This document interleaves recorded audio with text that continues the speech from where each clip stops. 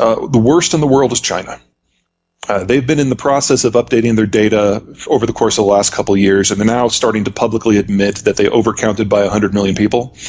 All of those people would have been born since one child, so age 40 and under, the young worker demographic, the childbearing demographic, and 2/3 of them are probably women. So best guess is that China only has 1.3 billion people now. The population probably peaked more than 10 years ago. And by 2030, there will be more retirees than workers. And by 2050, the entire population of China will have dropped below 650 million. That's wild. It's beyond terminal. Yeah, so the Chinese system collapses this decade for sure, assuming nothing else goes wrong. And there's plenty other competitors to put the bullet in China's head. Yeah, all the way from pre-industrial to post-industrial collapse in 45 years. Sure, well, there's two things. First of all, of course, as one child, Mao was concerned that they had a young upcoming generation after World War II that was going to eat the country alive. So they went to a two-child policy, ultimately to a one-child policy, and that was not loosened until 2015. But by that point, the damage was already done because there was a second factor. Remember, countries that industrialize later can follow the path of those who came before. They can skip some steps. So China was the fastest ever industrialization experience. What the United Kingdom did in 7 generations, the Chinese did in 1. And so they crammed 7 generations of economic growth and development into 1, and that's why their growth rate has been so impressive. But you can only do that once, and now it's behind them. And now they have no children, and they have very few people under age 45. That is only true in this shift from pre-industrial to industrial. Well, it depends upon how you apply the lessons to your system. In the case of Europe, I'd say they got it 3 times. But there's definitely an upper limit. One of the things to keep in mind, especially when you're talking about European demographics, is that in Europe, people are not living longer. Overall lifespan has not improved. What's improved is we've gotten rid of a lot of mortality. So the things that used to kill you when you were 0 to 65 don't kill you anymore. The 3 countries in the world, in the advanced world, actually in the advanced and in the developing world, New Zealand, France, United States, and largely for the same reason. They're countries that have a little bit more physical space. So their cities tend to be more of a sprawl. You're more likely to have a backyard. More people can live in the countryside and be economically viable. So when these 3 countries urbanized, they did it at a slower rate, and they remain the 3 advanced countries with the lowest urbanization rates in the world. In the advanced developing world, the closest one is going to be Mexico, and for similar reasons. Central Mexico, which is on a highland massif, is just one giant suburban sprawl, and that means that people can have more children. Now, all of these countries still have their own demographic hiccups. They all have the baby boomer problem. It's just that they all have replacement generations. So in the case of sub-Saharan Africa, and this is a very broad array of countries, it's very difficult to make a generalization. They've started to industrialize, and so they're going down the same path that everybody else did. And the first step of that path is lowering infant and child mortality. And so when 1 out of 3 children don't die, you have an explosion in your birth rate. But if you play that forward 10, 15 years, then you start having adjustments in family planning, and you get smaller and smaller families as urbanization kicks in. The danger for countries that are in this category who've taken the first but not the second step is that they've imported a lot of the technologies of industrialization, which has helped them out, but they have not developed the systems to sustain that themselves.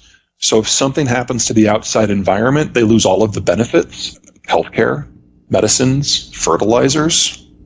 It's very easy for me to see a lot of these countries facing famine in the not too distant future, because if you break down globalization, yes, that means it's difficult to get oil or manufactured goods. I'm more concerned about agriculture. Agriculture is by far the most delicate and vulnerable of the economic sectors because it needs the equipment, it needs the finance, it needs the fertilizers, it needs the trade options. You break any of those, the whole system falls apart. And with the Ukraine war, we are seeing massive disruptions to the fertilizer sector. With some of the decisions the Chinese have made, same thing. So we're already looking this year at losing roughly 1/3 of global fertilizer supply. That is going to haunt us for a decade. So when you move into a city, you have less room, and that just changes the mechanics of raising kids. When you move off the farm, kids are no longer free labor. You have fewer of them. When you urbanize, when you have electricity, you've generated time. And so people can do things after sunset. This is important for everything in terms of economic development, but it's most important for women. Because if a woman moves off the farm and into the city and all of a sudden can do something after hours, you have the opportunity for mass education and freeing them from doing more than just being mothers. Nothing wrong with being a mother, but it's a full-time job on the farm. In the city, you're going to have fewer kids. That's less time allotted, and you have a greater chance to, read. And so the entire women's right movement is basically linked indelibly to electricity. And once you have it, women have fewer kids because they now have other things going on in their lives that compete for attention. The British example with the cotton mills was probably the best example. The first group of people to urbanize weren't the men. It was the women. And we saw the impact on birth rates. I don't think that the Chinese have a food crisis that is impacting their ability to have calories at the moment. Chinese land is among the worst in the world, and so it requires a huge amount of fertilizer to grow anything, specifically phosphate for rice. It's by far the world's most phosphate-hungry crop, and the Chinese traditionally, because of that, have been the world's largest producer and exporter of the stuff. The problem is actually with African swine fever. Now, you may have heard of that a few years ago. They had a big outbreak. They ended up culling more hogs from their farms than the rest of the world's commercial farms have hogs. They went to rebuild their herds, but they never abrogated the debts for the farmers who went out of business. They just offered subsidies to bring in new people. They thought that would be cheaper. Well, you have now 2 million new hog farmers in China who have no idea what they're doing. And let's just say that phytosanitary does not translate into Mandarin well in the first place. So we're probably in the early stages of a second wave of ASF that'll probably be just as bad, if not worse, than the first one. So pork, just like it did 2-3 years ago, is about to fall off the market in China completely. That just leaves rice. So the Chinese have banned the export of phosphate fertilizer. In the short term, this is causing massive problems in agricultural producers in East and South Asia. Australia, especially Western Australia, is probably the part that's gotten hit hardest. Brazil is feeling the impacts. Western Australia and Brazil basically can't grow without fertilizer. They don't have soil in the way that we think of the term. It's a weird geology. But you interrupt the input flows, and it's very difficult to grow food at volume. And China, in the best of times, is on a razor's edge in terms of food sustainability, and they use about 3 to 6 times as much fertilizer as is used in the global average, just because their land is so poor. Luckily, phosphate they've got covered.